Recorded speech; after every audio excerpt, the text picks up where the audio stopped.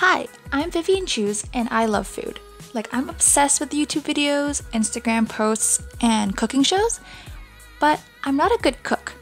So here's where this show comes in, where I film myself cooking recipes I find on the internet and we'll see how they turn out. But before we get into the video, be sure to follow me on Instagram at Vivian Chews, where I try to post daily about my foodie adventures and stay up to date with my everyday life. For today's video, I'll be trying out Tasty's butter chicken mac and cheese. This recipe looks like a unique twist on a classic favorite, and it doesn't look too complicated, which is great, considering how my Japanese cheesecake turned out last week, which if you haven't seen yet, I'll leave a link in the description bar below. So let's get started. For this recipe, I used 25 grams of butter chicken sauce, 8 grams of butter, half an onion, but here I used some shallots, 150 milliliters of milk, half a tablespoon of flour, 100 grams of elbow pasta, 250 grams of shredded mozzarella and cheddar cheese, and 100 grams of chicken breast, which I chopped up. So first I heated up my casserole dish and melted my butter. Then I added my chicken, seasoned it with some salt and pepper, and allowed that to fry until it was cooked through. As the chicken was frying up, I noticed how bland and sad this chicken looked, so I grabbed some red pepper flakes to try to give this chicken some life. And once the chicken was cooked through, I removed them onto a plate and set them aside. I then added my shallots and fried them for about 2 minutes until they start becoming a lot more soft and a little bit translucent. And after that, I stirred in the flour.